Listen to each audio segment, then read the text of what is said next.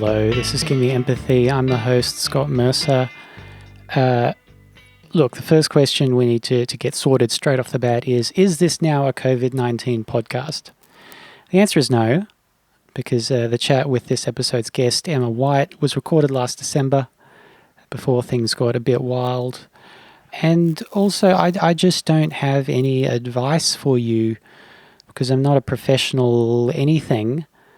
And I am unqualified to give you advice, whether that is medical, health-related stuff, how to sew masks, whether you should be sewing masks, where you should be going with how many people, what you should be doing if you're stuck at home, whether you should be the most productive you have ever been, should you get in shape, should you finish those projects, should you plant that flower bed, or should you just binge things on your streaming platform of choice, should you just let yourself play Animal Crossing all day? Should you play with your dog? Should you play with your cat? Should you play with your fish? How do you play with fish? I don't know. They're more decorative than interactive pets, really. I don't know what the best thing for you to do is. And it seems like a lot of people suddenly have a lot of ideas on what you should be doing with your time and how to protect yourself out there in the world. I don't have the answers. Listen to professionals. That's what I'll say. Listen to medical professionals. That's about all I can tell you on that front. I don't know if this is going to be the end of the capitalist system. I don't know if it is a racist conspiracy theory come to life. Somehow I doubt both of them. But this is not going to be a COVID podcast where we focus on that. I will tell you that I'm doing okay. I'm fine. I'm actually still at work. My day job is still open. It's not a non-essential business. I'll put it that way. It's still going. For now, it's slowed down a lot. And I'm still busy with lots of 4ZZZ stuff in community radio. So really, not as much has changed for me as it has for a lot of people out there. And I really do feel for all you people out there who are having a hard time, whether that's in lost work, lost social interactions, or however you're hurting. So I'm going to begin with some correspondence that I received from Lynn Nuttall. And this was in regards to episode 51 with Keir Nuttall. Lynn writes, Scott, I've just listened to your episode with our son Keir. It was a terrific episode, thanks in no small part to your interview skills. You have that unassuming, unobtrusive way of leading the conversation that all great interviewers have, and you are informed about the subject, something not all interviewers care about, even some of the great ones. It's a hell of a story about Keir and Kate, one that we usually fail to tell effectively, mainly because it needs the over 2 hours you gave it. There were also insights and details that were new to me. I loved your footnotes at the end. It shows a conscientious regard for the truth and the details. I hope your podcast becomes widely known and that you manage to keep it going. I'll now explore the rest of the archive. All the best, Lynn Nuttall, Keir's dad. P.S. His mum Robin is listening too. We've listened separately in installments. She's about 20 minutes behind me. Thank you, Lynn. And thank you, Robin, for listening. That was very nice. And I very much enjoyed talking with your son, Keir. He's a lovely, fascinating, extremely talented man. I do enjoy getting feedback and at the moment, frankly, I'm up for a bit of correspondence with people. If you'd like to write me an email or leave me a message, you can do that at gimmeempathypodcast@gmail.com or on our Instagram and Facebook pages. At the end of this episode, I am finally going to go over the results of the Gimme Empathy listener feedback survey. I won't bore you with that at the start because we have a very good guest on. So do stick around at the end if you want to hear that. But our guest is Emma White. She is a Brisbane musician.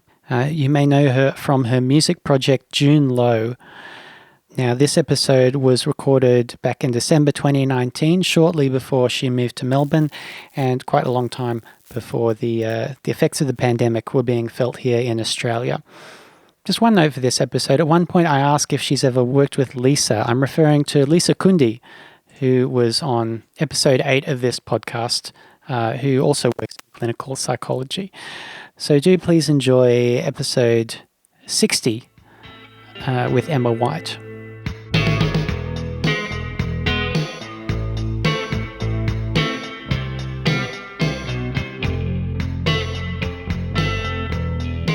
Have you got any June Low merch? No, we just got CDs and that's pretty much it. We never did anything. Oh. Lazy band. Because some people, I think merch is, I like buying some things. Like, I reckon little things are underrated. Like, there should be more magnets and stickers. Yeah, I would definitely. buy them. Yeah, and pins. I bought a Hate Rock pin. Actually, I went crazy at the Hate Rock gig and I bought a big long sleeve shirt, which I'll probably never wear, although maybe in Melbourne I will. And then a pin, a Hate Rock pin, which was really cool. And something, and the vinyl as well. I went crazy and just bought everything. But I need to think about other things for merch for June Low. So are you going to keep the project going in Melbourne? Yeah, I think I will travel up for gigs, and I'll have to think about what I'm going to do down in Melbourne because I'll essentially be solo. So whether I keep that name or have a different name for more solo things, I'm still kind of working that out. Yeah. Would you ever put another band together down in Melbourne? Potentially, yeah, I'm open to it because I've had such a good experience with these guys that it's really opened up my way of thinking about music, and I think that that's the beauty of bands is that you get to sort of do music that you get influenced by everyone else, and so of course you're going to come up with new stuff, and so I like the idea of that. I'll just have to see who I cross paths with, who I meet and who I gel with. But I think initially I'll just maybe book some solo shows and do that and see where it goes. I think it just gets easier as you get older moving to Melbourne because there's already so many Brisbane people there. Yeah, absolutely. I think there's so many that make the trek and then they come back, and then this will be the third time now that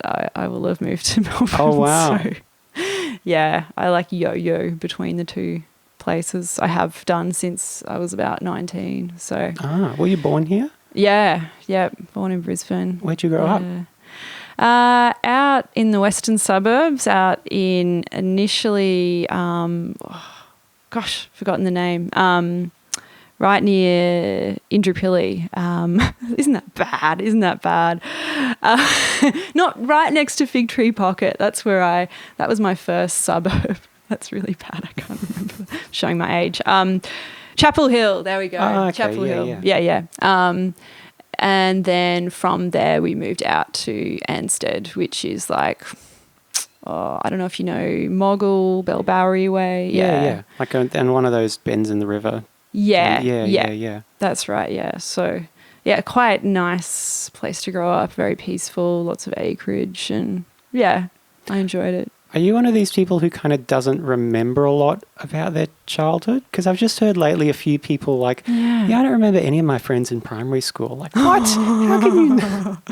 I don't understand how you can... Yeah, no, I do, actually. It's weird that I had that mental blank then about what suburb I first grew up in. But no, primary school, I've got some pretty key memories, particularly with friends and things that stand out. Because I went to Indooroopilly State School, and I remember always sort of thinking, I was a little bit weird because I was that kid that lived out in Anchorage, and if anyone wanted to come back to my place and play after school, it was a pretty long drive out there. And so I remember feeling a bit self-conscious about that, but I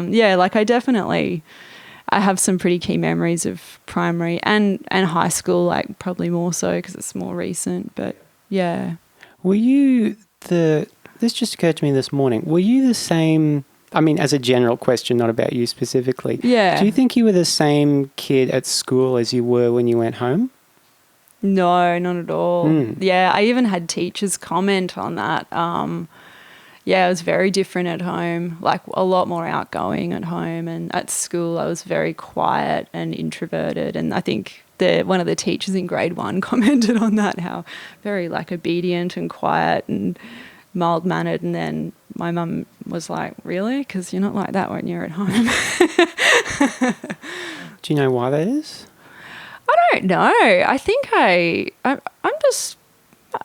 haven't really kind of got to the bottom of that. I think it's just more that it takes a while for me to probably open up and be comfortable with large groups of people. But yeah, I don't know. I think when you're at home, generally you're sort of a lot more relaxed and free and easy. But yeah, it's that social aspect in any situation kind of changes how you present yourself to the world, like whether it be at work or in certain social situations. I think maybe that's what it is. I don't know.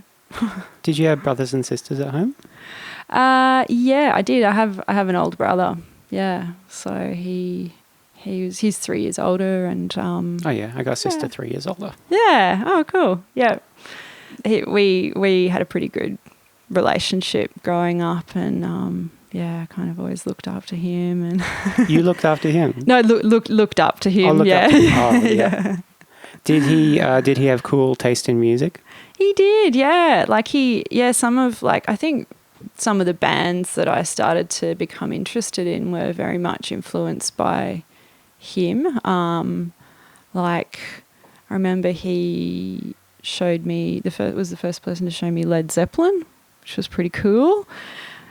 Augie March, I think it was also partly getting a lot of airplay as well on the radio, but I know he was really interested, and yeah, that was a big influence early on. And yeah, just other like he used to, because he's a piano player and into music, and he's played in bands and stuff as well. And so yeah, he always used to just like play songs on the piano, like Billy Joel and John Lennon, all these. Yeah, he just used to play so many songs, and so I was kind of surrounded by music in many ways. He was a pretty big influence. Yeah. Does he still play? Yeah, he dabbles a bit. He's living over in Germany now, so I think I'm not sure whether he's really doing anything serious with music, but I think he's got himself a piano, and I think he plays recreationally, but I'm not sure whether he's out gigging at the moment. What does he do in Germany? He's a data scientist, so he kind of crunches numbers, and I don't know, it's to do with like human behavior, because he's got a background in psychology like myself. Oh, yeah. Yeah, so he kind of went more down the research path than me, and yeah, I think he's looking at human behavior patterns, and yeah, I don't know the specifics of what he does, but yeah, he's kind of very analytically minded. Yeah, There's something I think a bit scientifically minded about piano players.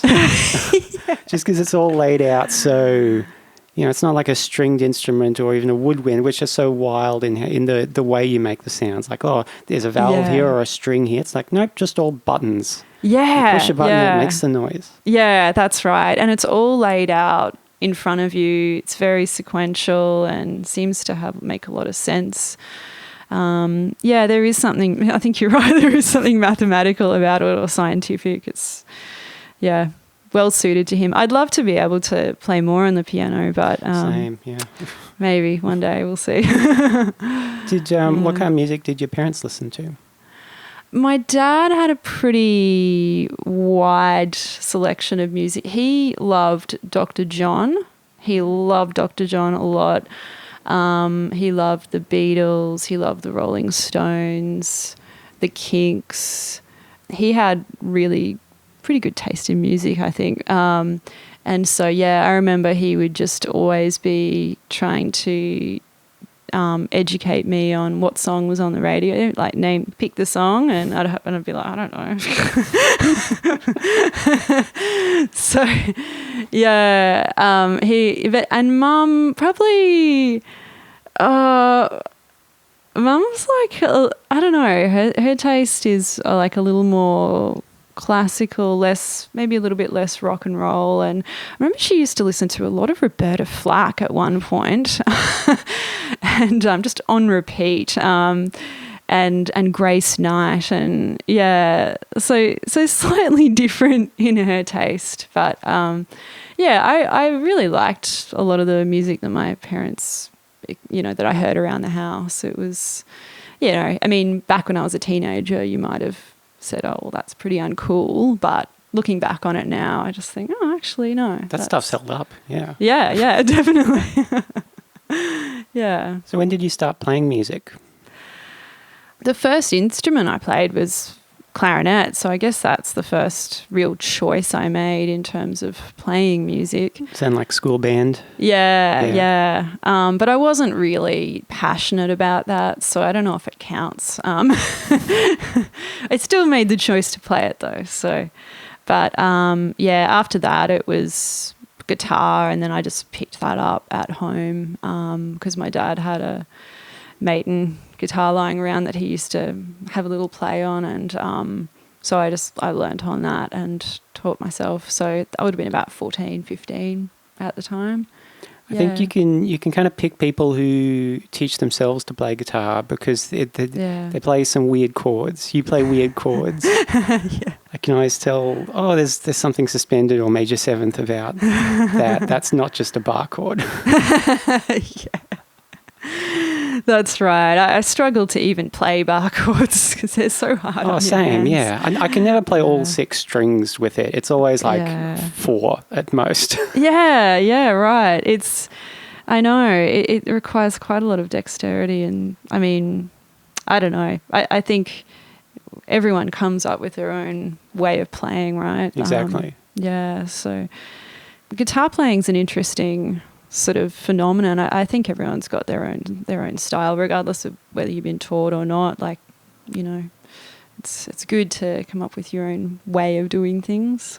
So were you writing your own songs from the very start? From fairly early on, I was. I started learning covers, and just like when I started learning to play guitar, it was pretty much when the internet got started. And interestingly, I was talking about this to someone the other night at a gig, actually, about how there was so much tab on the internet back in the mid-90s. Like, because I think it was around 96, 97 that I started to delve into the internet, and there was so much tab, and so you could just look up the songs that you liked and you wanted to learn, and then you didn't really need to know how to read notes or chords or anything in a chart, so it was pretty accessible.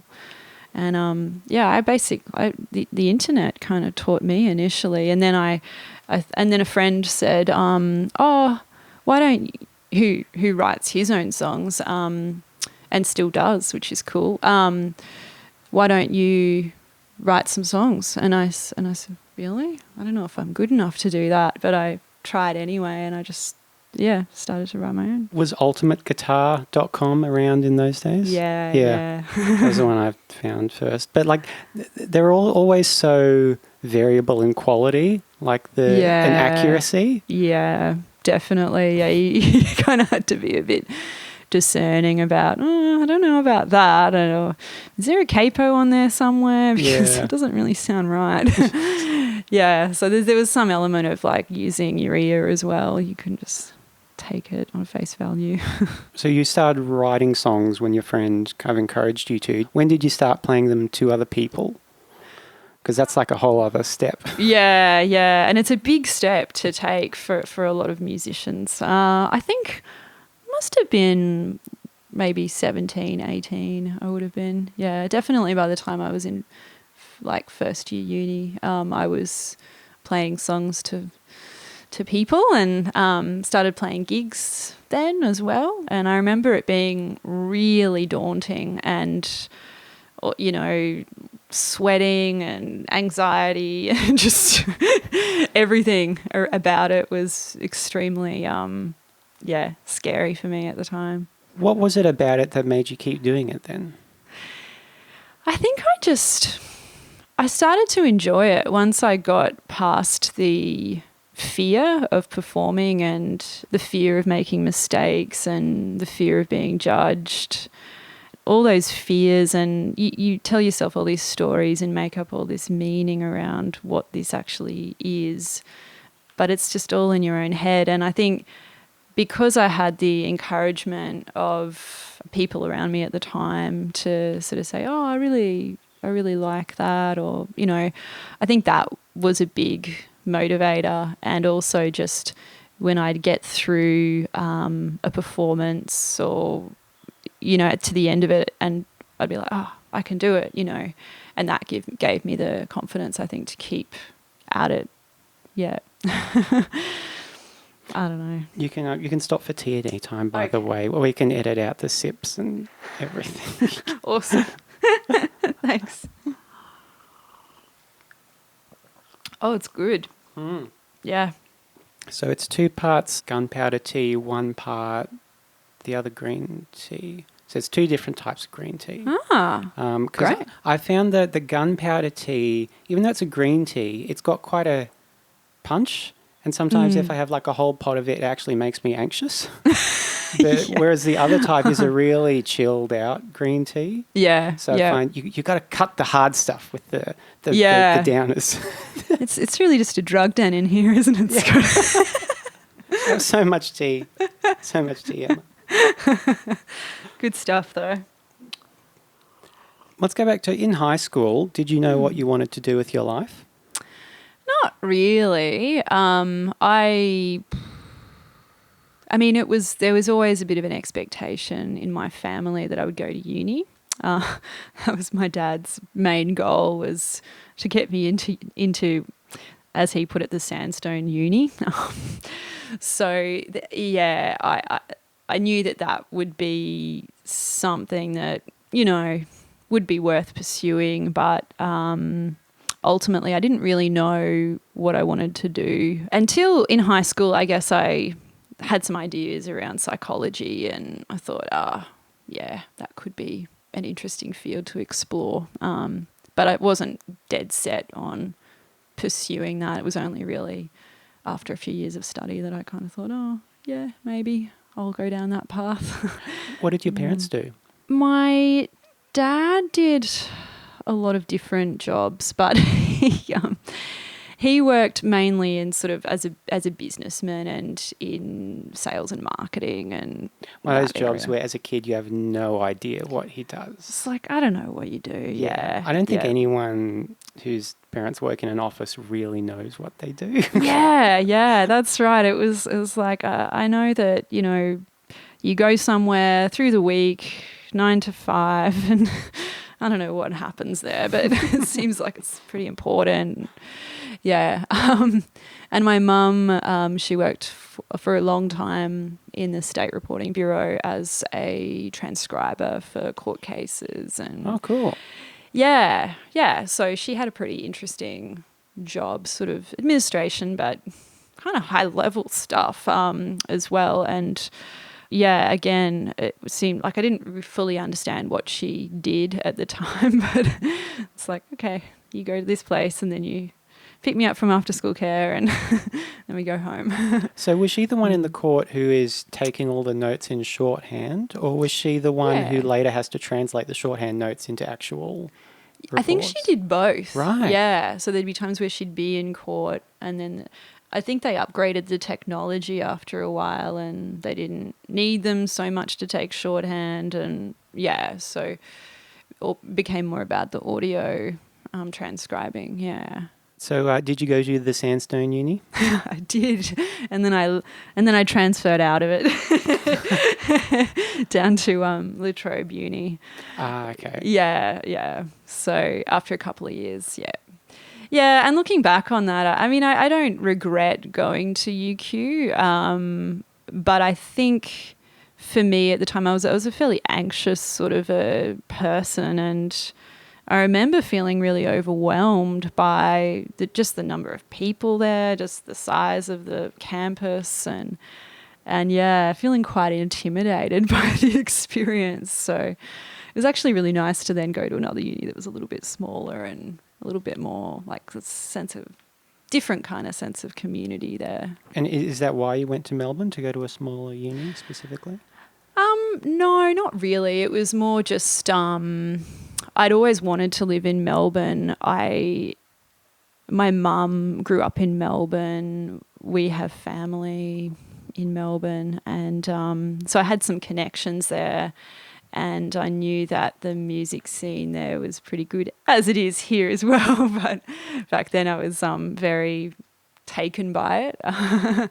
But yeah, I guess I kind of just wanted a change, really. My parents had separated when I was, I think, in second year uni, and I was kind of pretty keen to just carve out my own path for a little while.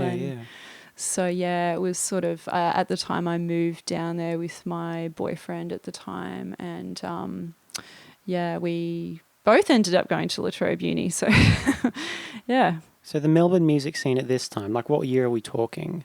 That would have been 2003, 2002 that I moved down there. Yeah. So full on Secret Life of Us kind of. Yeah, that's right.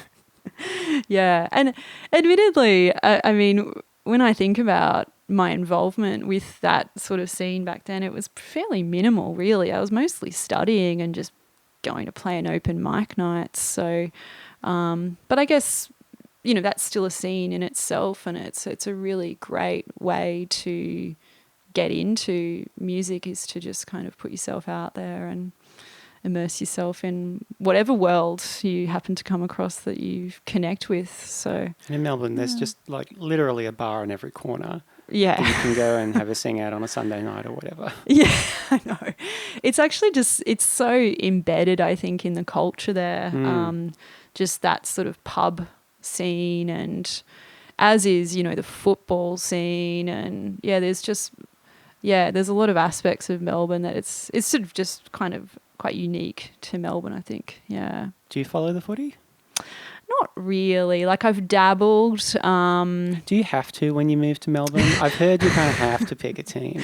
I know, and I've been thinking about this lately, because I've been thinking, what if I get asked who my team is? And previously I did support Collingwood, but now I feel like I don't have to support Collingwood anymore. They've got enough supporters. And I decided that I was going to put my support into Footscray. I think they're the Bulldogs, but I can't even say that for sure. That's how much I follow. Because I thought, well, they're the underdogs, and I like to support underdogs. So there's research and thought put into this decision. Yeah, because I had the impression, and I may be wrong about this, that they don't get as much money as some of the other football teams, and so yeah, and I like Footscray. I think it's a cool area. I mean, but really, how do you know what team to pick? Really, is it that I think a lot of people are born into it, and then other people just choose based on where they live, if they live in that suburb, or they might just feel some affinity for the team or the players. But I don't know. I think there's a certain culture to do with some clubs, right? Like a lot of them, some are the underdogs, and others are, I don't know, more aggressive or something, and some people are drawn to that. Or it's such a mystery.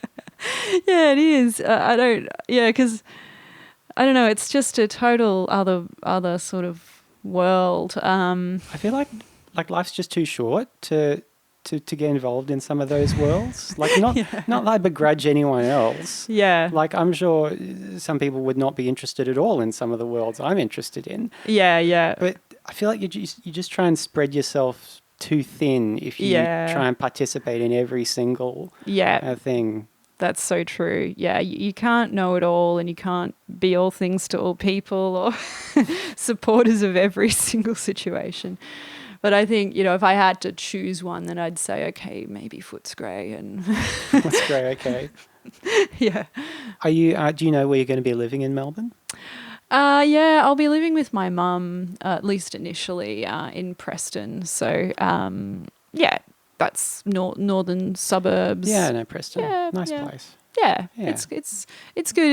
It's not too far out from the city, but it's not super close. It's either. a little out of the way, so it's not super wild. Yeah, It's yeah. on the tram line. Yeah, exactly. And Yeah. there's a train station nearby, which is good. So you moved down with your boyfriend, but did you find you made friends easily there? Yeah, kind of. We were a little bit insular, I have to say. And then we met people through share house living. That was how we mainly met our friends at the time. So we were living together initially, and then we decided to live in share houses. And so we met some sort of friends through that. And we were studying pretty hard, and that was our main focus, I think, at the time. It wasn't kind of we weren't overly social, so just kind of nose to the grind. Do you have any like wild Melbourne share house stories? Ooh, Like I just finished reading Claire Bowditch's book, and and she right. would have been in the same scene about the same time, Yeah. playing in bands and living in share houses. Yeah. I think she lived in this sort of inner city commune at one point that was like 7 wow. houses all backing onto each other with like a community garden Oh and my God. all this. Yeah, it sounds like paradise, like an awesome way to live. Yeah, yeah. Yeah, she was. I remember she played a show. She played in the Latrobe court. It's called the Agora, which is the central meeting place. And she played a show there. I remember Gorgeous. Do you remember Gorgeous? No, I don't. Oh, Emma Heaney and Fee Claus. They had a duo called Gorgeous, and they played there as well. There were lots of really great up and coming, talented people that played in the Agora back then. And yeah, I remember Claire Bowditch just being this force to be reckoned with. She was fantastic, and she still is. Yeah, just how bold she was. Like that Divorcee by 23. Yeah, by 23, yeah. Yeah. So wow, amazing. I'd kind of, because I read the book because I got to interview her over the phone. Oh, cool. For Triple Z. And like I hadn't really listened to her music for ages, but I'd forgotten just how amazing some of those albums were. Yeah, yeah. And it's funny, reading the book was a bit like kind of like a Rosetta Stone, because it goes into all the details about what the songs were really about. Yeah, about all this right. stuff about like anxiety and grief and stuff. And it's quite heavy. But yeah, it's a very good book. Oh, I'll have to check it out. Yeah. And it's funny because it ends sort of just before her career really takes off with the Feeding Set. It's all about her growing up, like as a kid, her adolescence, and as and in her early bands. Right. Which is an interesting approach to take, I thought. Yeah.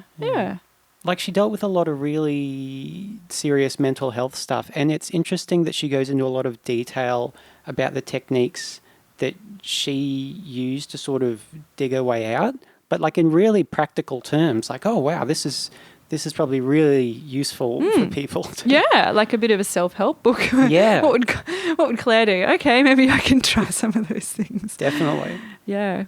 So while you were studying psychology, because I know sometimes studying something you're interested in can be a way of making you bored of it just because it's in an academic setting now, and there's like this stress of assessment around it. Did you find you were able to maintain like a certain passion for that throughout the course?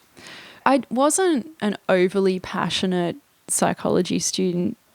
From recollection, I mean, having said that, I don't think I was a total slacker either. But yeah, I remember there'd be times where I'd not do most of the time I didn't do my readings, or I don't know anyone who does their readings. But yeah, I kind of, how did I keep the passion for it? I'm not even sure at times, because a lot of it was so removed from what I do now as my work as a psychologist. Like, I mean, it's relevant, definitely. There's a connection there, but it's so academic, as you say, and so it was hard to see how the practical applications of some of those theories. And there's only so much information you can keep in your head as well. And so when you're at uni and you're kind of being given all of this stuff to learn, and it's just, and you have no way of applying it. It can feel like you're overloaded a bit. And so I remember it being at times a real struggle and pulling all-nighters and all the things that students do. But I guess I think how I keep the passion for anything is to not be totally obsessed by any one thing and to have a few interests. Yeah. So that when you get sick of that, you can switch to something else, and then you can, So you don't start to resent that one thing. Yeah. Because you're putting so much of time and concentration into it. Yeah. I think that's probably how I did it. Yeah. In the course, was there like any practical element to it? In undergrad, not a lot. It was mostly theory-based subjects, so assignments, tests, and then a research component to, I think, in third year, and then honours. It was sort of, I did my honours up here in QUT. Not more of a research focus, not too much practical stuff until I got to studying a little bit later and doing my master's. So, yeah, it's pretty dry for a long time. Did you finish your course down in Melbourne? Yeah, yep. And when you finished, at that point, did you know what you wanted to do with your life? Well, I was very confused. I knew I wanted to travel, which I did end up doing, but I was very confused about and conflicted about what to do because I felt too young to fully launch myself into a career as a psychologist. So I think I started a course, something about like a diploma of cultural heritage or something, which I didn't end up completing. And yeah, I ended up just going traveling after that. So yeah, I didn't really. I had a vague idea in the back of my mind that I wanted to do psychology, but I just didn't feel ready for it. I didn't feel kind of experienced enough as a human being in this world to pursue that at that point in time. Yeah. That must be a unique problem facing psych grads if they're, as you say, that young. Because you've got if you have the academic knowledge, but you feel like you're still not qualified to help people that way. Yeah. Yeah, well, I think there's so much you don't know at that, because I would have been like 20, 21, something like that. And, you're still an adolescent then. You're really an adolescent until you're at least 25 and 30 for some people. So, yeah, and I didn't like consciously have that thought back then, but I think maybe unconsciously I was like, not there yet. So where did you go travelling? I did the tried and true path of going to the UK, working holiday visa. So yeah, but before I did that, I did some travelling. Well, basically went with my best friend and we did some travelling throughout Europe for about 3 or 4 weeks beforehand, and then I went to London and then she followed not long after. So yeah, we went lots of different places. But she's Polish, so Poland was definitely one of our destinations we wanted to go to. So we spent some time there and stayed with her family, and that was really cool. Oh wow! Did she grow up there? She was 2 or 4, something like that when she came out. I think she was 4 when she came out to Brisbane. So yeah, she spent a few years there and she speaks the language, and yeah, that was definitely a highlight, being very much within the culture there and being surrounded by Polish speaking people and off the tourist trat and all that was really nice, like having nice home cooked meals and pierogi and so good. What's pierogi? Oh, it's like these like dumpling type things, and you put all kinds of, I mean, it seems like every culture has like a dumpling. And so I think it's like a pastry sort of thing on the outside, and then you can put all kinds of different things inside, whether it be meat or berries or whatever you want to put. And I think they deep fry it or they cook it in some way, and it's just super tasty. So we ate a lot of that and various other dishes. So when you were on your working visa in the UK, did you play music at that time? I did. I played a few. I don't even know how I got them now. It's a long time ago, but I played sort of gigs in a few pubs, and it was just through word of mouth that I found out about them. And I bought a guitar over there, and just I dabbled in it. I wasn't going over there to play shows. It just sort of happened that way that I got really in need of a guitar. Like I didn't take one with me, and I thought I'm going to need to buy one so I can play it. And then I played a couple of shows around the place in a few different bars, and just, yeah, it was nice. It was cool to kind of share my music over there, but it was very early days in terms of me performing and writing songs. And I look back and I think, oh, yeah, I don't think I was very confident back then. But is there something a bit freeing about playing music in like a total other country where there's no one else you'll know ever? Yeah. You'll probably never see these people again at all.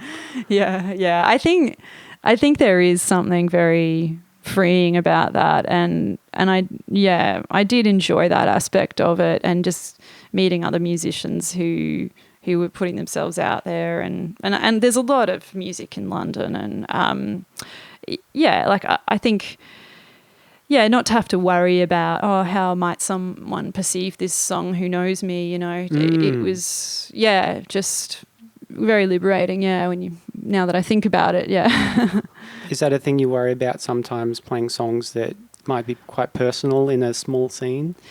Yeah, I think so. I've become more accustomed to it now, and I think I see it differently, because I think that everyone gets their own meaning out of a song, and often that's the cool thing about any kind of art, is that it's not up to the person who creates the art to, dictate how it's going to be perceived. It's always up to the listener. So, I've kind of changed my stance on that a bit, and I'm getting a bit more used to it. But it's still it's still hard to play certain songs, and sometimes they're just a bit too overwhelming for me to even play them. Some of my songs now, so.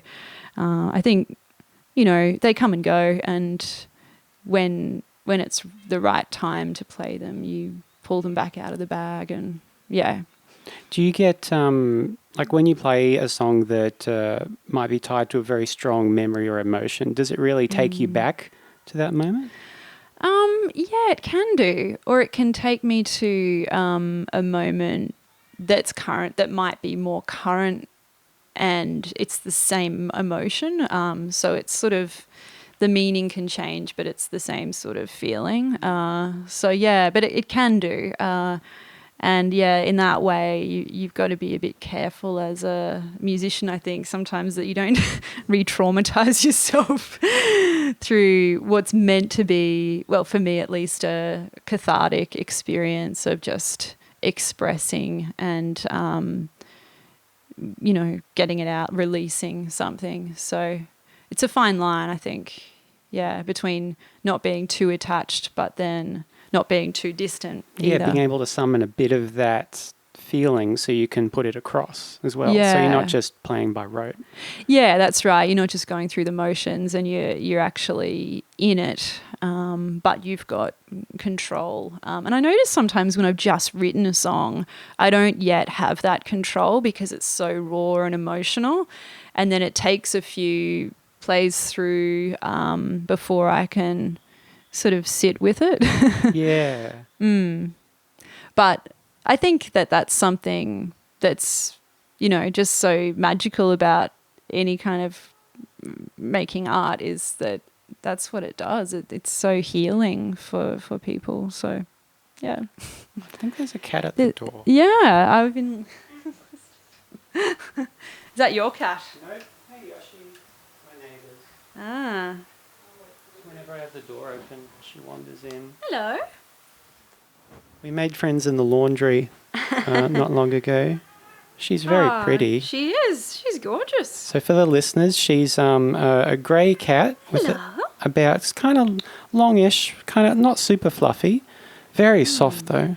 Yeah. She's very lovely. Do you know what breed she'd be, or? I'm not sure. She looks a lot like my old cat who I had in childhood, Moxie, who was just like I don't think she was of a particular breed, but she was all grey like that, but Moxie had shorter hair. She's very friendly. Yes, very friendly. She's just rubbing up against us at the moment for the listeners. She's got a similar sort of, a bit similar to my cat, the coat. And certainly the tail, yeah. Big fluffy tail. Yes. What's your cat's name? Georgie. Oh. And she's a rag doll, so she's got long hair and sort of white hair and the blue eyes, and she's very pretty. But oh gosh, she's very. What's her name again? Yoshi. Yoshi. She's very pretty as well. She is. She's probably smelling my cat on me, maybe. Yeah. How long have you had Georgie? Since 2013. So she'll be coming up for her 7th birthday in April. I think she was probably meowing at the door because she would have heard us talking. I think sometimes cats hear talking and they assume you're talking to them because why else would you be talking? Yes, if that's not right. To the cat. Have you noticed, like, does Georgie, if you're on your phone, does she come up to you? Yes. That's so true, yeah. And she does like it when I have people over as well, because obviously I'm talking. And I think that, it's also more attention for her. So cats can be real attention seekers. So in your 20s, when you were writing songs, looking back, did you have any particular influences? Yeah, I had some pretty big influences. Ani DiFranco was probably the primary one. I kind of found out about her when I would have been about 15 or 16, around the time that I started writing songs, and I just didn't really listen to too much music aside from her for a long time. Imagine as a 15-year-old that would hit you like a ton of bricks. Oh yeah, it was just, amazing to hear music that was that bold, well, what I considered to be bold and upfront, and she was just so standing inside her own power, and that was really, really awesome to see. So yeah, I kind of didn't stray from listening to her music for a long time. I mean, I was listening to sort of other artists, sort of Fiona Apple and a tiny bit of Tori Amos, but not a huge influence. Yeah, it was all very Arnie focused, and a lot of that sort of grunge stuff that was around at the time. Obviously Nirvana, and I was pretty into Smashing Pumpkins. My best friend was very much a fan, and she got me into them, so I became a fan too. And just everything, but really, I just loved Arnie, to be honest. I'd never really listened much to her until the start of this year, when I did a bit of a deep dive through her first 4 years or so of albums for as part of a project. So it was kind of a research thing. I needed to brush up on what she was about. And it's really striking listening to her today, because almost everything she's talking about is still like super relevant. That's right. Yeah. Just in terms of feminism and capitalism and everything. Like the only thing that dates it is if she refers to like a car phone or something. Like that's apart from that could be written yesterday. Yeah, that's right. It's still pretty current and relevant, and I think that's interesting. Yeah, her style has certainly changed a bit as well, which is, I mean, I haven't been following her as closely in the last 10 or so years, but it's been interesting to see how it's kind of evolved over time and become sort of broadened a bit. How? Just her, like, I guess her instrumentation use, it's not just all about her and the acoustic guitar. I think there's other instruments she adds in the mix. And does she still play the same way, like very slappy and...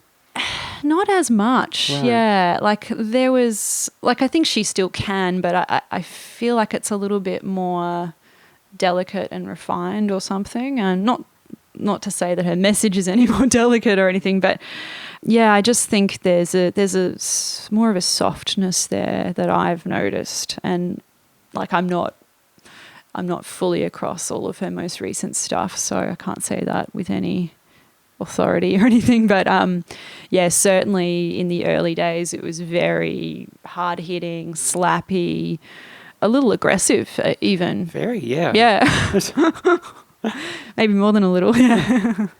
It's almost like she's playing a banjo more than a guitar or something. It's so percussive. She really wants to dig in there and get her claws in and hit those notes. And she hits all those notes. It's so fast as well. I know. All the left-hand stuff she's doing. It's amazing. Yeah, that's right. And I don't know if she still plays with those fingernails. Oh, yeah, the little metal claw things. Yeah. That she would glue on and then she'd use that to hit the notes. Yeah. So I think that gave her a bit of extra power, hard-hitting power.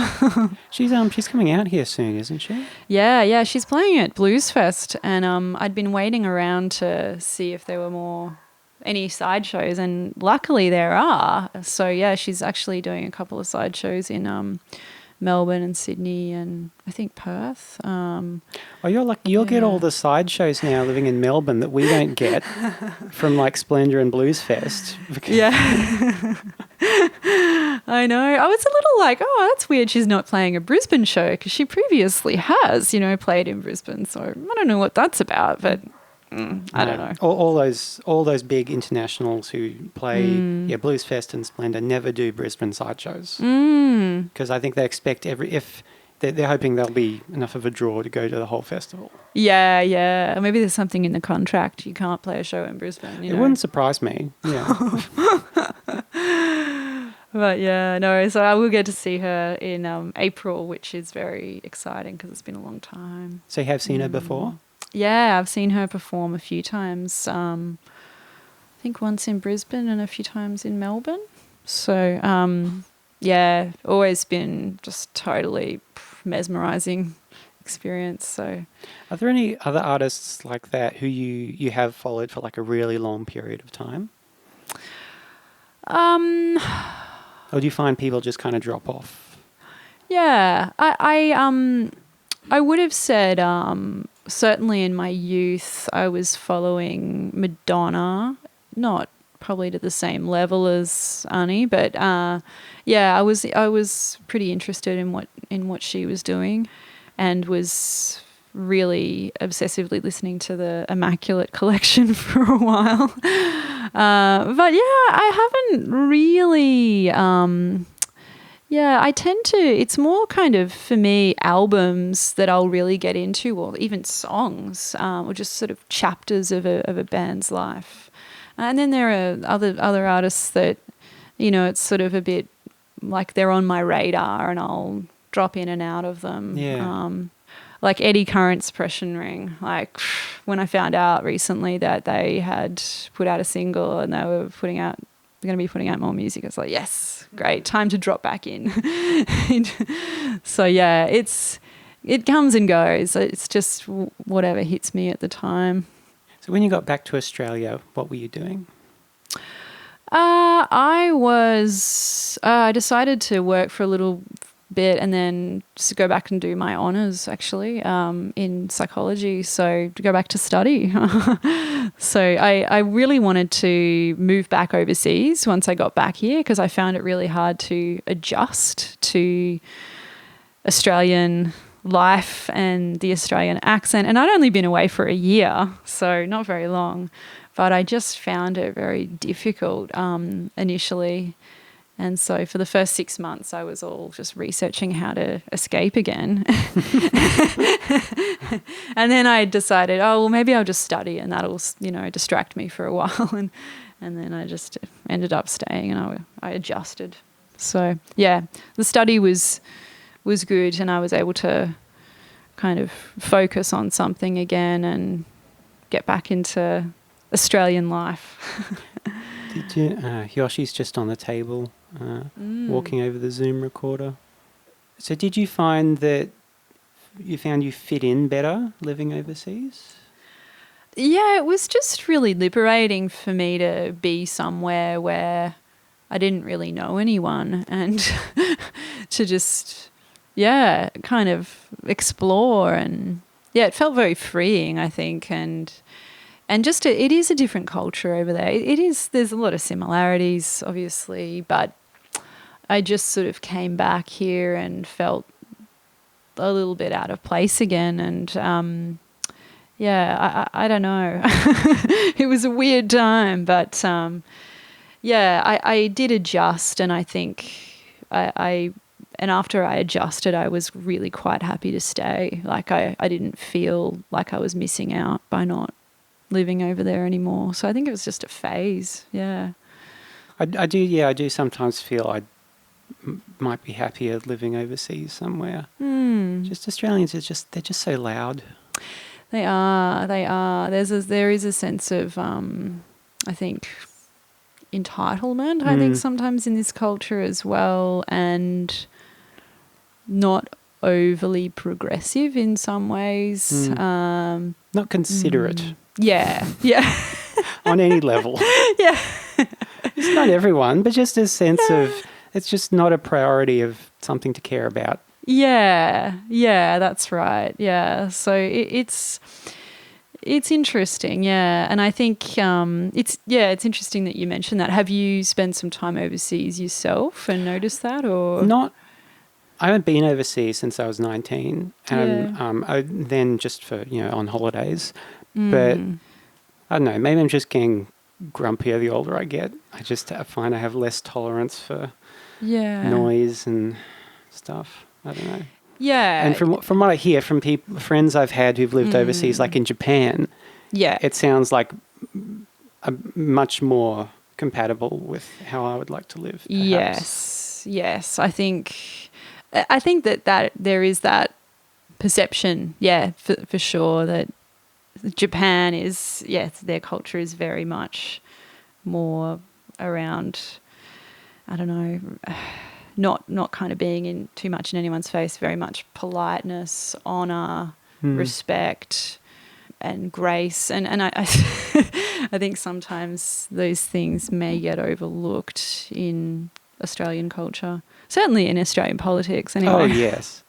I think part of it is to do with space. Because we have so much space here, even like in the cities, relative to other countries, like in Japan, where it's so built up, and you are physically in everyone's space all the time. So there's kind of an obligation to be as considerate as possible. Whereas here, it's like you have to shout to be heard. Yes. Kind of thing. Yes. Yeah.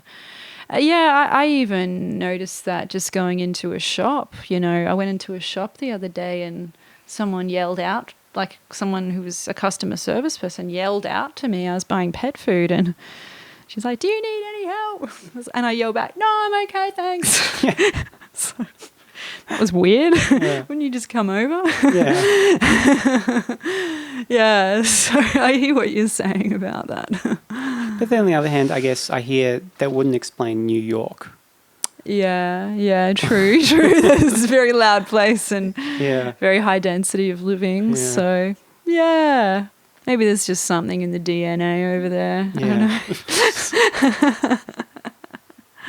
So you came back and did honours. Was this with the intention of actually doing clinical psychology? Yeah, I did have that in the back of my mind. I was thinking, I'd really like to do that if I get the right marks, because it was quite competitive to get into a master's degree or there was another pathway back then where you could, it's called 4+2, where you could do practical experience, but I really want to do that. I wanted to do the sort of the study and to go down the clinical psychology path. So yes, I thought, okay, time to, get some sort of career focus happening here. And so I wasn't 100% sure that I would go down that path because I didn't know if I would get the right marks to do that. But I was fortunate enough to get a decent enough score to get in. So,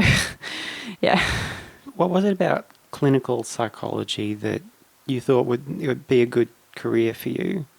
I have a fairly analytical sort of a mind and pretty interested in people and understanding them or trying to understand them and make sense of different struggles and states of mind that people go through. So, yeah, I think I wanted to do something that could help people, that had some sort of real world application, and the idea of working in a job, I kind of thought, yeah, that'd be nice. Yeah, so I guess that was what appealed to me. It was just being able to contribute and be of service in some way and understand people. Because there were people in my life, I guess, as we all have, that you're like, I struggle to make sense of you.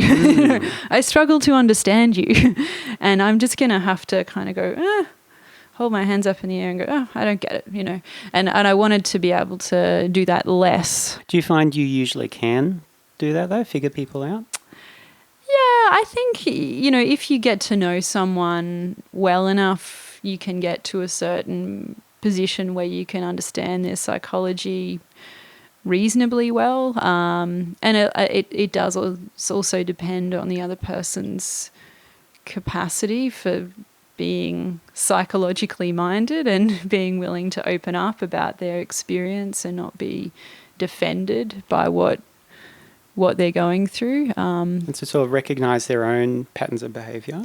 Yeah. And I think it depends on the relationship dynamic that you have with that person. So by sheer just that person being maybe even related to you, that might be a block in some way to that happening, or just history, or them just for some reason not wanting to talk to you. These are all potential blocks, and certainly had that in my work as well as in my personal life. There's a limit, I think, to how much you can really know someone, and it depends on the dynamic and the relationship. Do you listen to many podcasts?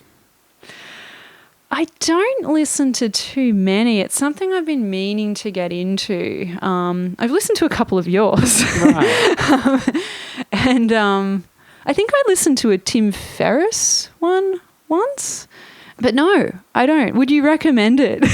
Well, I asked just because sometimes podcasts are accused of being psychology sessions or therapy. I was just wondering if you had an opinion on that. Yeah. I've been listening a lot lately to just on Instagram. I know this probably sounds bad in some way, but Instagram TV. I find myself going on there and listening to these little 5-10 minute snippets, and they feel a little bit like pep ups in some way, some of the things that I listen to there. And I mean, I don't think it's the same thing as therapy. I do think, but there's a place for everything, and there's something to be gained from anything that we decide to tune into, whether it be, I don't know, going to see a shaman, or however you pronounce it, or whatever. So yeah, I think it could be potentially dangerous to mistake a podcast for professional guidance, but I think you can get a similar thing out of it, whether you're participating or just listening to someone else talking. Yeah. you'd get a similar value as you would of having like a D&M with a friend of yours. Yeah, that's right. I think so. And there's a sense of you, as you say, participating and entering into that world, and it's quite validating. I've noticed, like, listening. Yeah, I think I listened to your podcast on the Dungeons and Dragons. Oh yeah, with Brooke. Yeah. And I really enjoyed it because it's something I've never played, but I've heard of other people playing it. And to just get that insight. But it was also more than just about D&D. It was like just a general, it was great. And learning about a little bit about architecture, I think. Yeah. So it's good to immerse yourself in these things. That's an interesting one to pick. Why'd you pick that one? I don't know. I liked the fact that it was just so out of the realm of in which I know you. It wasn't. And it was about something I didn't know about as well. So it piqued my interest. Yeah, and I think I might have been talking with someone about D&D at the time, and they were wanting to get into it, and I was like, great, go for it. It sounds great. But also thinking, I know nothing about this. I hope that's a good decision for them. So it was like really validating to hear that it's, it's quite a good thing to get into. Oh, good. That's funny. Yeah, because some people really like the kind of different ones that aren't about music people, and some people are like, I don't know this guy. Why did you make this? Well, it's good to have interests in different areas, and it's such a creative game, I think, and you have to really use your imagination and not be too limited, I would imagine. Yeah, definitely. Yeah, and I mean that's part of really the more imaginative and creative you are with it, I think the more fun you can get out of it. Yeah, for sure. At some point, like you did start recording your own music, and you weren't just playing open mics, and eventually you got a band together, and you've now put out, 2 or 3 EPs and an album? Yeah. 2 albums and 1 EP under the June Low name anyway. Yeah. So what was what kind of took music to the next level for you? I think it was, again, the encouragement of others that helped take it to the next level, because it wasn't something that I ever really seriously thought about pursuing just for myself. It was more other people saying, hey, I really like your songs, have you ever thought about playing more shows?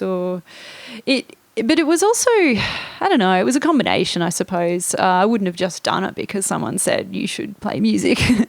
But I think it was collaborating. It was needing an outlet when I was studying my master's. It was going through big life events that I just thought, I've got space. I've got space to do this, and this is good for me. It's nourishing me. So I think it was a number of things. It wasn't like I was going, okay, I really want to be the next Taylor Swift or anything like that. It wasn't driven by some sort of grand ambition. It was more just, this is something that I like to do, and it would be good to share it and get something out there. And I'm glad that I made that decision, because it has given me so much, in terms of just exploring the art and the craft of songwriting and putting your music out there. Did you find it's like a healthy outlet? Yeah. For the most part. I think I remember when I put the first album out back in 2015, and I just remember being quite obsessed and in that world, just promoting and checking things, and I remember thinking, God, this is time consuming, and And I don't know if I really want to be spending so much time doing this, and I found it a little bit stressful, and then I just scaled it back after that. I thought, you can put in as much time as you want to put in. You don't have to be totally glued to your computer all day, every day. So can we talk about the name? Because your first EP was Rome, right? Yeah, the first EP was Rome, yeah, and that was under my name. Yeah. As Emma White. And then everything since then has been June Low. Yeah. And there's also a song on the first album called June Low. Yeah. So what is June Low? Is June Low the band? Is it you? Is it? It's confusing, isn't it? It is. I think that was my attempt to create some sort of kind of separation between my psychology world and my it's just professionally creative world. Yeah. Right. Okay. Because I was like, what if, what if things get a bit too, hectic here? So I created that name because, it was a song that I wrote. I wrote the lyrics to the song a long, long time ago when my parents had just separated and I couldn't deal with it. So I took a plane down to Melbourne and hung out there for a week or two. And then I was like, I'm going to move here. And 6 months later, I moved there.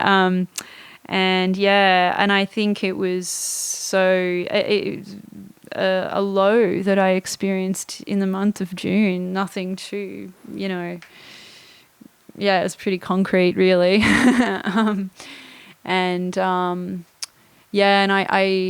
as much as I thought that was a really good decision for them to separate, it was still really hard to go through that time and to feel so kind of disconnected from, I guess, my dad mostly at the time, but also just the family unit. And so I guess the name really comes back to that point in time. And then I met Jane Elliott sometime after that, and I said to her when she was playing cello with me, I'd like to have a name for this, project. And what do you think? She said, a lot of people name themselves after songs.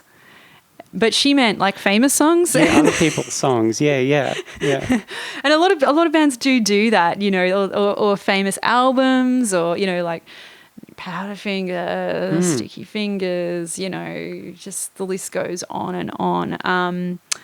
And I think that's what she meant, but I misinterpreted that. And then I rather self-indulgently named the project after your own song. Yeah. That's great. Which is like, I feel a little bit embarrassed about that, but I'm like, I love it.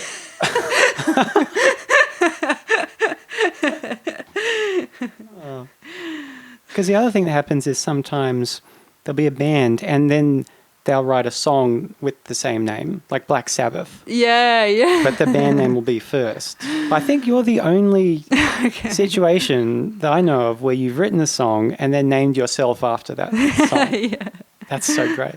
And it's also confusing for people because they go, is that a soloist or a band? And people often call me June, and I just go with it. I can't be bothered correcting them. So, yeah, it's just all round confusing, but I kind of like it in a way because it fits with some of the material, at least anyway, being more, some of it being more kind of old country, old folk, and kind of June, for me at least, conjures up associations of, June Carter Cash. Yeah, a little bit. Yeah. And just old world names, So, yeah. It's a cool name. Yeah. Because that song was written about like a pretty hard time, is there ever, does any of that ever get stirred up for you? Because that's like the name you picked? Yeah. Not as much these days. I think it's far enough in the past that I've kind of metabolized that now, and it feels almost empowering, or like something that I went through and I got through the other side of now. And yeah, so I really like that song, and I like, what it's about and where it's come from and the depth to it.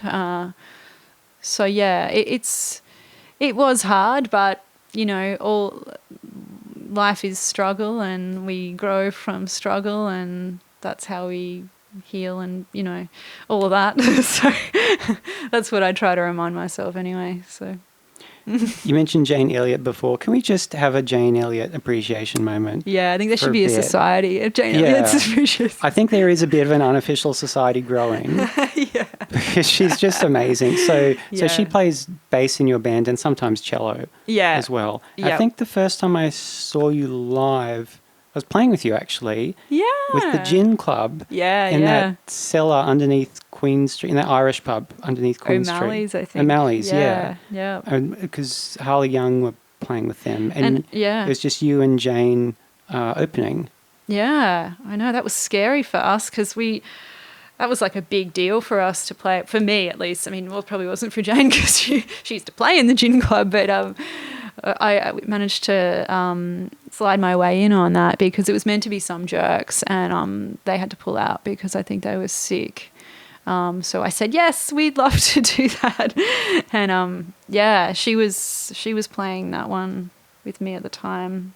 She's so versatile because, she plays bass in Stress of Leisure, and it's very, like, she plants her feet and just She's has so these solid. such solid kind of post-punk bass lines. And then she'll be playing the cello. Like, when she does her solo cello sets, have you seen her play? I haven't, unfortunately. I really wanted to make that last one she did, but yeah, she's amazing. Incredible. Yeah. Yeah. Yeah. Some of the sounds that she can pull out of that, it's like she's like a magician. Yeah. What's she like to play in a band with? Yeah, she's very professional, I would say, and very reliable, and just a really solid person and player. Kind of what you see is what you get. There's no drama or anything. It's been such a pleasure and a privilege to play with her, and yeah, I think she takes it seriously. But she knows how to have a bit of fun as well, and yeah, I guess you mentioned the versatility because there's something she has brought to June Lowe very much so, because she'll play cello, but then she'll switch to bass and do amazing things on bass as well. So yeah, I don't have the words to fully summarize her talent, but yeah, she's been an absolute legend to play with. Yeah. And so, and Brian plays lead guitar for you from Mick the Jew's band. Yeah, he's been. And was he in the Screaming Tribesmen back in the day as well? Yeah, he was back. He was with them too. And so, how did you meet up with him? I met him at a gig actually, where I was playing a show. I think it was at Rick's, and he was playing with a band. I can't remember the name of them, but it was their last show. And I was watching him play, and I just thought, wow, he's an amazing player. And I said, oh, this is your last gig with them, hey? We should have a jam sometime. And so, yeah. And then we had a jam, and he just fit in perfectly. And it was around about the time where things were sort of changing direction. I wanted to move into kind of incorporating more electric guitar, and he was just the perfect fit. So yeah, it was just kind of right place, right time. Very lucky and fortunate to have met him. There is such a difference in energy between those two June Lowe albums, between Exhale, which is very folky, very, very dense in sound. Yeah. And that you can really, it's quite a jungle of a record. Yeah. And then Heart Gallop it's so upbeat. And it's like, it's very well named, I think. Yeah, it's quite energetic and almost frantic, and in parts on that Heart Gallop. And I'm glad someone noticed the big difference. It's sort of, I don't know how these things come about. They just they just happen. And that's the direction that things took. And it took that direction very quickly after Brian joined the band. Like, it was like just this switch. And I was just so influenced by his playing, and I just wanted to write different songs because I could see how he's playing. I mean, I took some of the old material to him, and I tried to. There was this one song that I really wanted to make work, but it just wasn't fitting, and I was like, all right, throw that one out, on to the next, you know. So did you really found you were writing songs specifically for this new kind of real 4-piece band arrangement rather than just kind of mostly translating older stuff? Yeah, because Exhale is very much old material that had been sitting around for a long time. And I'm glad that I put it out, because I think you almost need to clear the deck, you know, and to be able to write something new and exciting for you. So my style of writing was just, I'm going to try and write some riffs because I've never really done that before, and then I'm going to try and put some lyrics to that, or vice versa, whatever came first, and then I'd take it back to the band, and then they'd add their bits in and they'd do amazing things to it. And it was just so easy, you know, because I had such talented people to play with. And and so the last piece of that puzzle was Sean Clift on drums. Yeah. So how'd you meet up with him? Yeah, I've known Sean for, I don't know, several years, just through going to gigs and seeing him out and about. And he'd been doing a little bit of, I want to say management, but we had been doing a bit of management stuff. He'd lined some things up for me and organised for me to play at Tamworth Country Music Festival a few years ago, and that was great. That was a really great experience. I'm not sure when it was that he officially started playing drums and became more involved in the actual band side of things, but it was, I guess, he's really kind of been around for the last 2 or 3 years in the band, I want to say. There's no distinct memory I have of when he officially joined. But prior to him, it was Andy Davis on drums, and he's an amazing drummer as well. And I guess Sean just kind of just fit in really well. And which is kind of funny because, like, I mostly know him from, apart from June Lowe, was from Lords of Wong. Which is quite different from June Lowe. Yeah, very different. And I love Lords of Wong. I have a real love for that sort of music and hits and all those heavy hitting bands. They're just fun. And initially when Sean first joined the band, you know, there were times where I was thinking, oh, yeah, this will be interesting how he plays on this one, because he can be quite a hard hitter. But I think naturally over time it's just kind of, we've all just kind of sunk into it. We've found our feet in terms of, you know, if someone needs to play a bit quieter or someone else needs to play a bit louder, or, it's just kind of evolved over time into everybody finding their feet. And some of the drumming that he does now is just incredible. Like, he uses all different, mallets and different sticks and things, and just so delicate with his touch and really trying to fit in with the song. So it's been awesome to have him play as well. So it's interesting going from Heart Gallop then to the Letter EP, which came out last year, which was much quieter again and felt a lot folkier. But still, you still had all those people. Like you still had Brian's guitar bits. You had Jane, like on the new version of Charles with the cello. Yes. And originally that was how that song was played, because Jane and I were playing that song before it turned into more of a band song with Brian's guitar. So it was kind of like a bit of a rehashing. There was some new songs obviously on that EP as well, but sort of like a bit of a reckoning in a way. Like making sense of the past and trying to move on from that. And yeah, it was a weird one, but I felt that I wanted to release those songs and get them out there and clear the decks in a way. So it's sort of a little bit like exhale in a way. What kind of stuff are we trying to clear off the deck? I think I wanted to kind of move past some of the difficult emotions I'd been sitting with at the time over the previous couple of years, and just having gone through, separation, my relationship, and I guess some of the songs are about that, and some of the songs just trying to think, about other life events that had affected me, and that I felt that I needed to in some way get out, and there was some sort of cohesion with those songs, that they were all around similar sorts of themes. And it's quite a heavy EP. I think probably Charles is the lightest sounding song on there.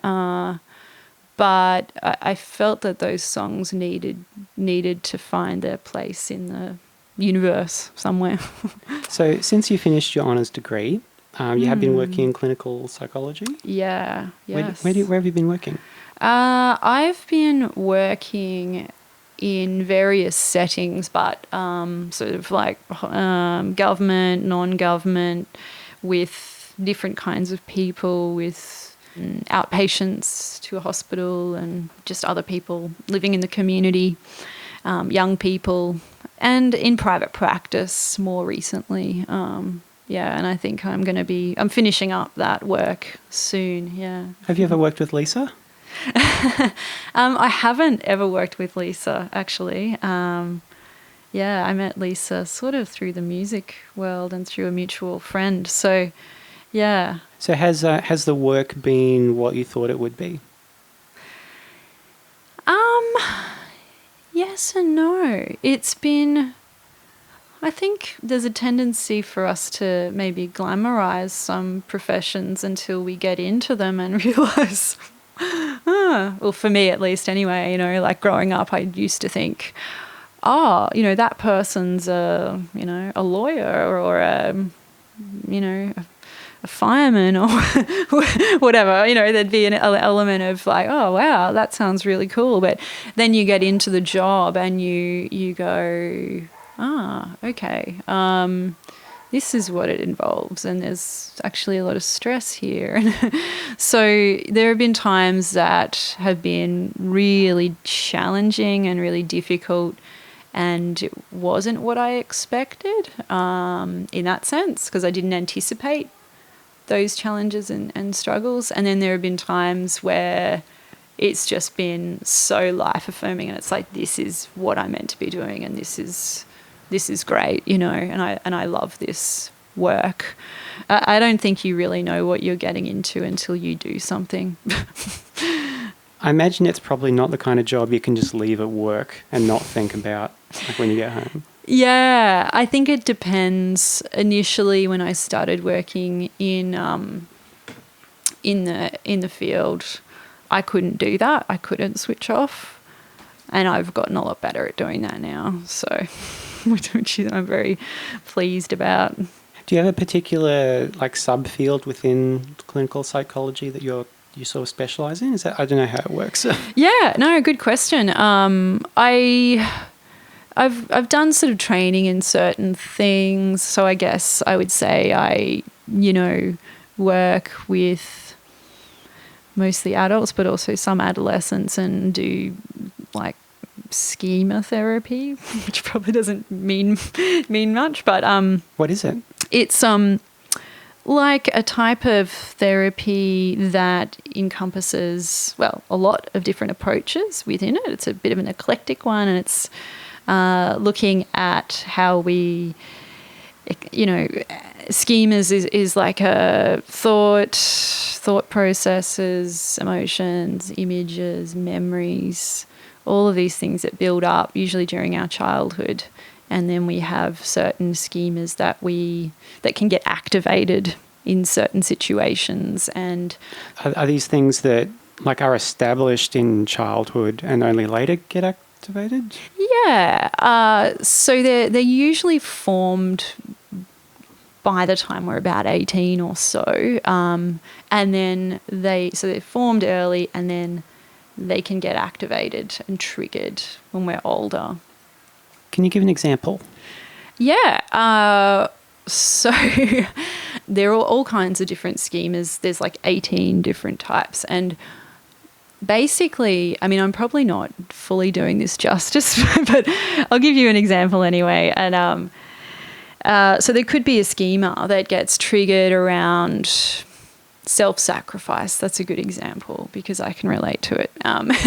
And we might think, oh, I need to help this person. I need to do more. This person's suffering. It's up to me. And that person who with that self-sacrificing schema might take on more responsibility than what they necessarily is warranted, and they'll put that other person's needs ahead of their own. Yeah, so fundamentally that's a schema where you wouldn't be tuning into your own needs so much, because we all have basic needs. Some of those needs, so schema therapy would say that some of those needs do not get met adequately in childhood.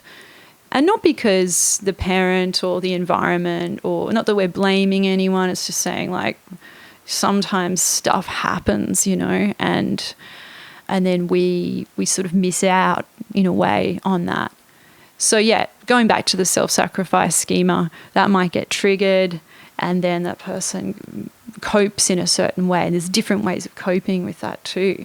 So you could totally go into overdrive. Maybe that's your way of coping, and just kind of help, and then you deteriorate a lot as a result. So yeah, I guess schema therapy would be trying to bring those schemas a bit more into balance and cope with them when they come up, cope with the modes that you go into. And some of those modes can be like what they call parent modes, and other times they could be like child modes, where it's like more of a wounded child coming out, or an angry child.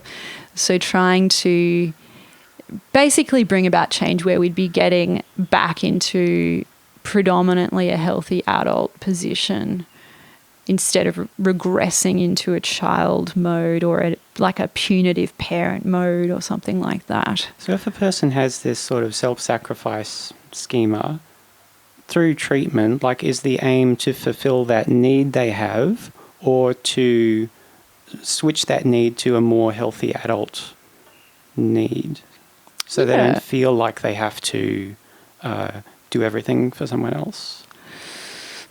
Yeah, I think it's about, essentially getting their whatever they missed out on in terms of their basic needs. And so there may be other schemas also sort of underneath that, right. Driving that. Often there are. And getting that person to look at, essentially, in that particular type of schema, it's that old saying of put on your own oxygen mask first, and recognizing that, like that might have come out of it may just simply, they might have been abandoned or something like that, or they may have been not received enough nurturance, or there could be a whole range of reasons driving that. So getting them to recognize what did they miss out on, what are the unmet needs, and looking at ways to sort of shift into healthier ways of coping, essentially, so that they can be the healthy adult. But it might involve like potentially going back and, looking at their child modes and how they operate, and, like doing some deep kind of inner child work, inner child healing. So there might be, you might blend it with other, like in therapy, I do anyway. I don't know if it's like strictly kosher, but blending different approaches so that you can get the right treatment for that client. And I think a lot of therapists do actually work that way, where, you would treat the person who comes through the door. You don't stick dogmatically to an approach. Some people may argue differently, but a lot of people who I know work that way as well. And it seems to work pretty well for the clients. You just got to meet them where they're at, essentially. But yeah, it's one approach I use, and I'm trying to, do more training in other approaches as well. And it's good. I'm always learning, and that's what I love about it. Have you ever done Gestalt therapy?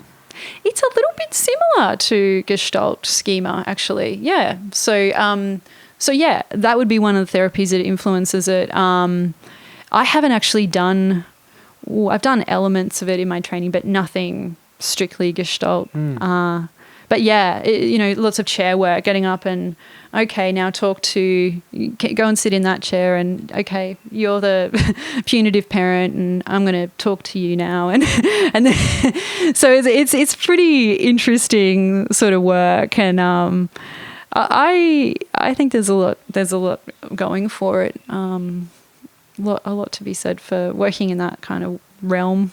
So you said the self-sacrifice schema is one you identified with. How have you kind of tackled that in your own sort of life?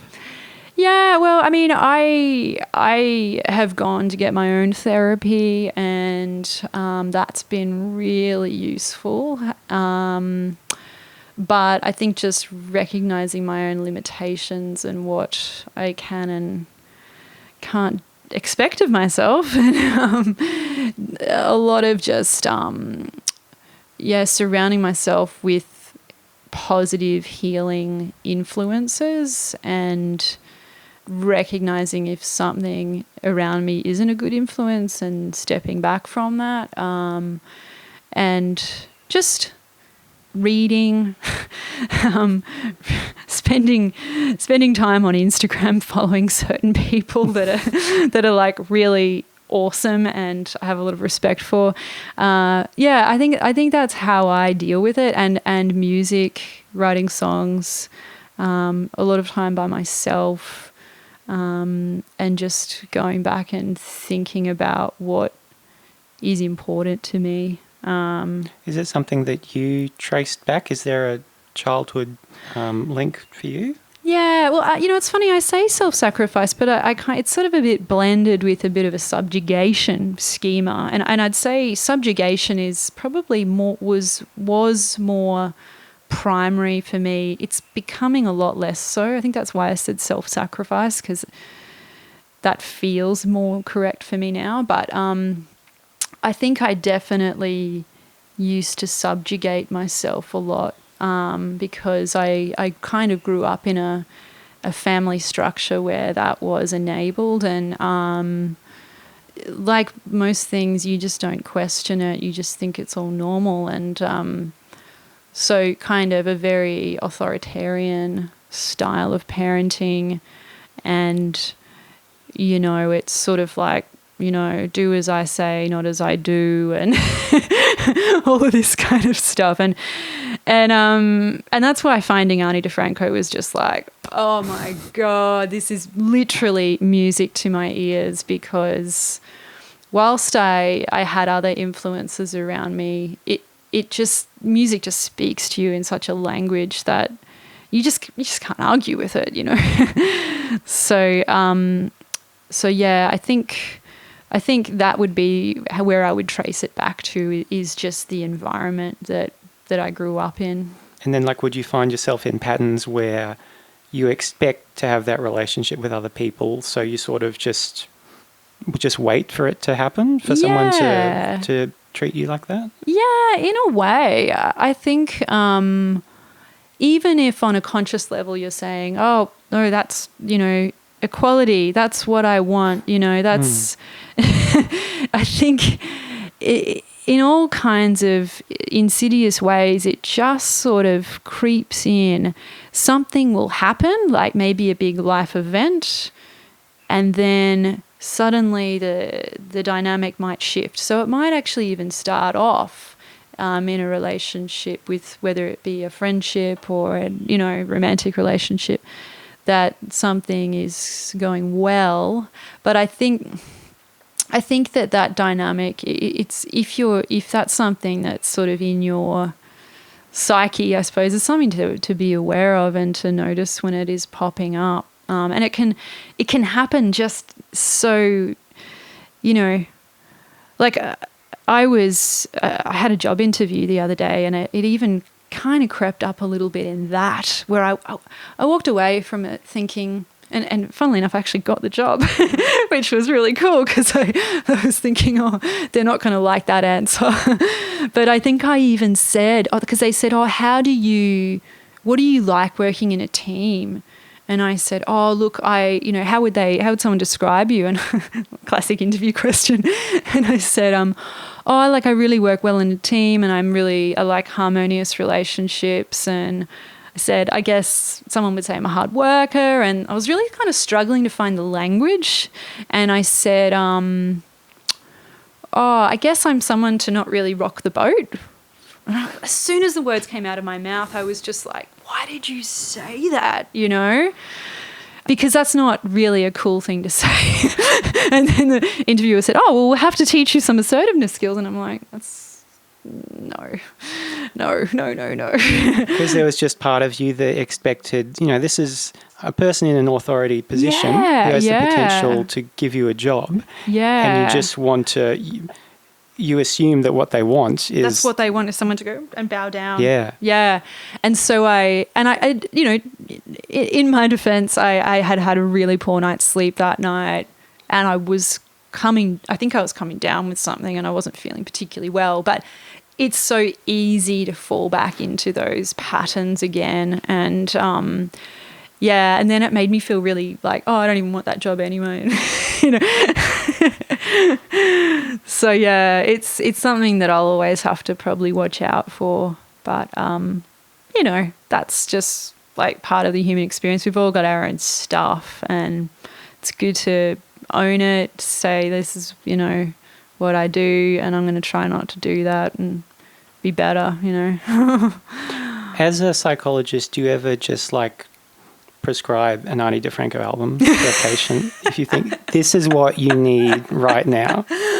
It is so tempting. But I actually haven't done that. Is music therapy a part of your practice? No, but, you know, I think there is a place for it. I know that there's music therapy as a profession. I know people who've gone through and done music therapy, and they love it. And look, I might even consider it one day. I think there's definitely a place for incorporating all kinds of treatment modalities into a healing therapy space, and I'm seeing it more and more in the people. Like, there's this lady on Instagram called the Holistic Psychologist who I follow, and she is amazing. And she doesn't kind of say classic things that psychologists would say. Like, it's just, yeah, it's really interesting. Oh, she's just like, harden up. Get over it. You'll be right. I'd love it if she did do something really blunt like that, because that would be hilarious.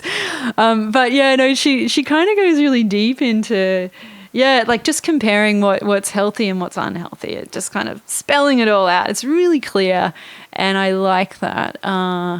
But yeah, there's other people who operate, like the therapist that I see, you know, is also a spiritual counselor as well. And she just draws from so many different fields. And I think that's important to do. Like, you know, you can't just stay rigidly within one spell. Well, I can't anyway. And I like it when you come across people who can blend things. And yeah, so music therapy, maybe that's where things are headed for me. I don't know.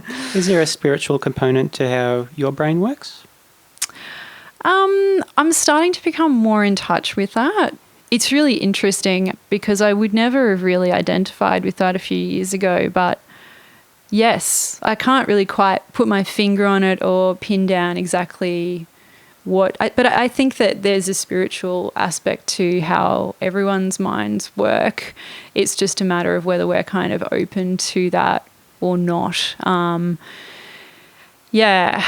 I didn't really grow up in a very religious family or anything. So, I've kind of always sort of not really been all that connected. But I think spirituality is like a different thing altogether. There's some overlap there for sure. But yeah, I'm starting to kind of explore that world a bit and finding it really quite eye-opening. Yeah.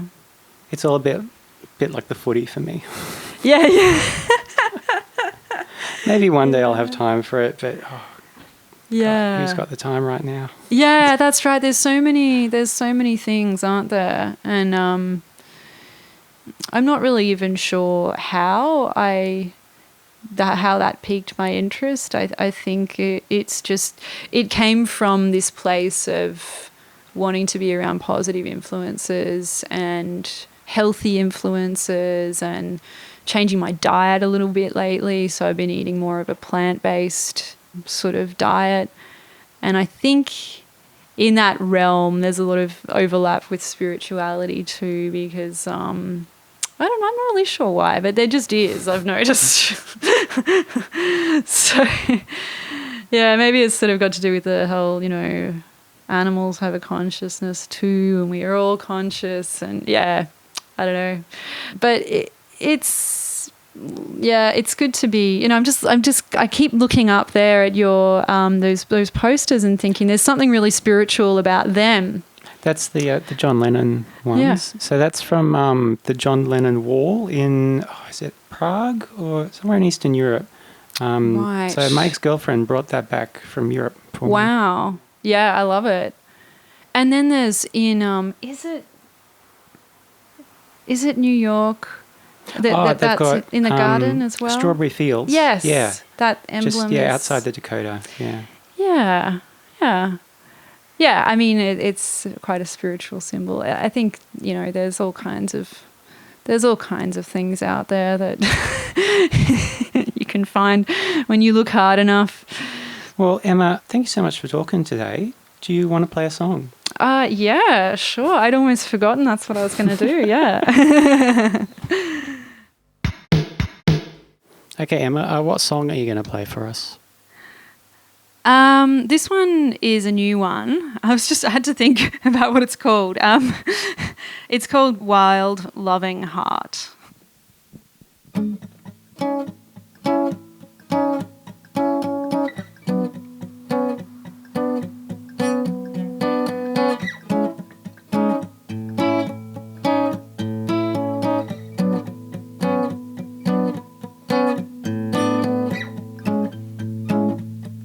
Take on too much? Did you caretake and such?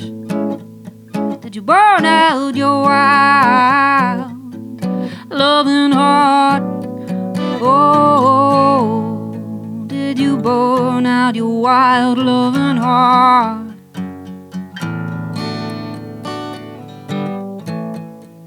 Did you burn out your wild loving heart?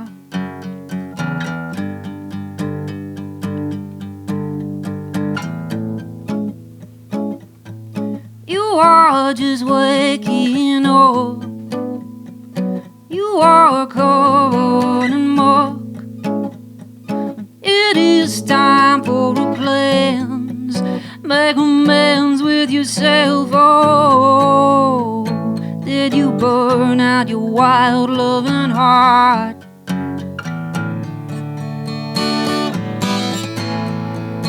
Did you burn out your wild loving heart? Oh, was this blood and this fire? There is wind and it's dire, but I won't let it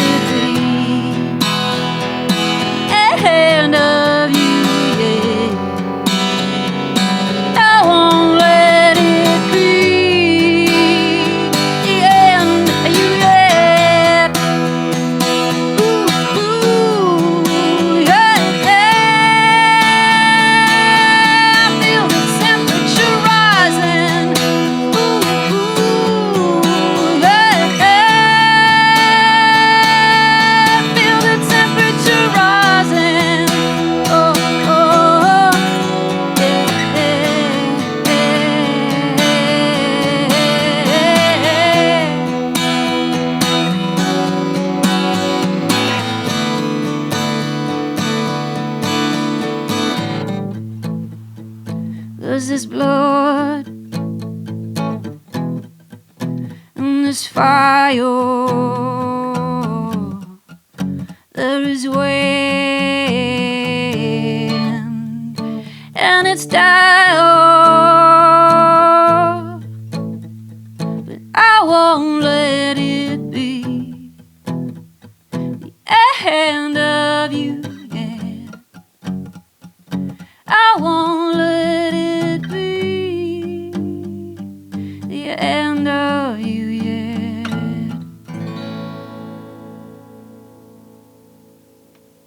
Awesome. Thanks so much, Emma. No worries.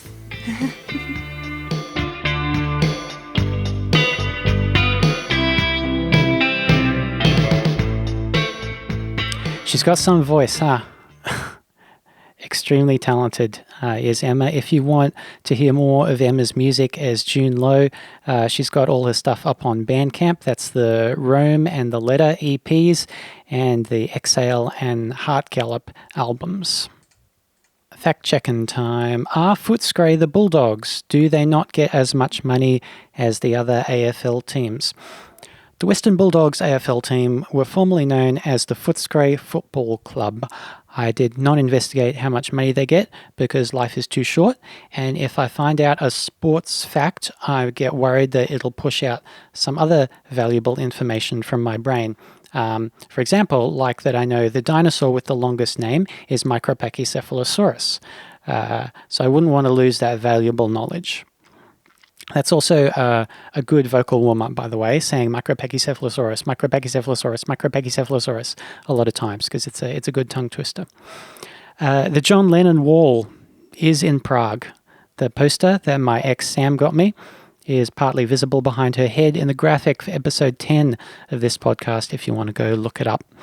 As an addendum to last episode's fact check regarding albums featuring head banging on the cover, I got a message from listener John Russell, who runs the local label 4000 Records and also the Brisbane Music Graveyard, which I previously mentioned.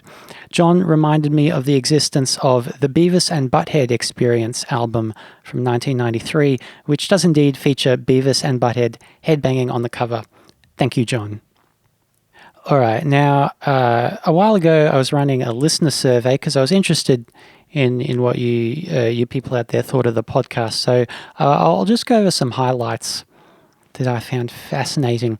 There were 10 questions on the survey. Some of them were in multiple parts because 10 is the maximum amount you get for the free tier on SurveyMonkey.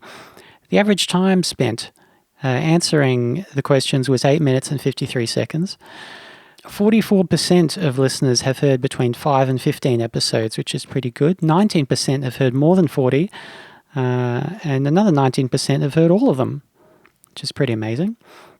About half of listeners listen direct from the Libsyn website, and most of the others come through Apple Podcasts. The question, why did you start listening? So about half personally knew someone I talked to. 69% said that I personally told you I had a podcast and you were curious. Then there were some write-in answers, including Scott told me I had to, or he would send angry flying monkeys after me. That's not true. I deny all allegations. And someone else wrote, what are you going to do? What are you going to do? Other podcasts that you people listen to regularly. So this was really interesting to read. A lot of you are into music and interview podcasts, obviously. The ones that came up multiple times were Conversations with Richard Feidler, WTF with Mark Maron, Hearsay, of course, and Women Who Rock. Some other cool ones were The Batuta Advocate, Soda Jerker on Songwriting, This American Life, Song Exploder, and Radio National Breakfast. Most respondents to the survey live in Brisbane, though we got a few listeners down in Sydney. What do you do while listening to podcasts? There is no market value in this answer, I don't think, but it was just very interesting to me. 56% listen on your commute, 38% while doing housework, 31% while exercising, 25% of you, I can't believe this is true, 25% of you don't do anything else. You concentrate only on listening to the podcast. Really? Really? So you're just like sitting there? Do you, like in your house, do you go to the park? I can't imagine that. I don't think I could listen to any kind of podcast without doing something else. I would, my mind would wander. But props to you. Props to you for doing that. Favorite episodes. So the ones that came up more than once as your favorites were Tim Stewart. You really liked that one. You really liked Grace Pashley, Kelly Lloyd, Andrew Bartlett, Ash Shanahan, John Wilsteed, Jeremy Neal, both when I was interviewing him and when he interviewed me. And you like the ones where I get drunk. So the newer Murray Bowler ones and the one with Harley and Philippa. General trends to some of the scaled questions. People feel like there could be more episodes. I agree. I wish I had time to do that. The editing is really the major thing. Really, I would talk to someone every week if I didn't have to edit it, but I do because I would not want to put out something into the world with too many ums and ahs and difficult things, and I'm not going to pay anyone else to do it. I don't have the resources, and I don't think I could trust anyone else. So that's an issue. That's part of some bigger schema. That's part of some schema. You generally like the intros and the outros to the podcast, and you tolerate the fact check. Almost everyone likes when guests play songs. In response to the admittedly loaded statement, Scott can be a little annoying. Most of you said, no way, except for one smartass who answered totally. More than half of you have listened to episodes of the podcast more than once, which surprised me. It's not something I do a lot. 69% of you have recommended the podcast to someone else. Thank you very much. That's very, very helpful for me. I think it's one of the most important ways people can find something is through a personal recommendation rather than an algorithm. One of the most interesting stats, so obviously it's a tiny operation. I don't know how to advertise anything. And as a result, 88% of the audience who responded had personally met me, which is interesting. More than half of you would come see a Gimme Empathy live show. Obviously, that's not going to happen for the time being because we're all locked down, but I would love to do that at some point, maybe next year, I guess. 60% would give to a Gimme Empathy Patreon in exchange for exclusive goodies or merch, and 82% would give just out of the goodness of your goody little hearts.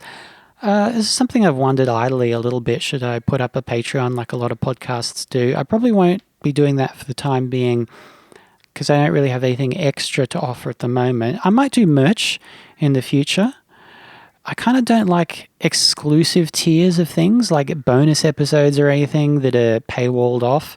But maybe for merch, I might do something like that. Also, at the moment, like I'm not the most worthy cause to give to.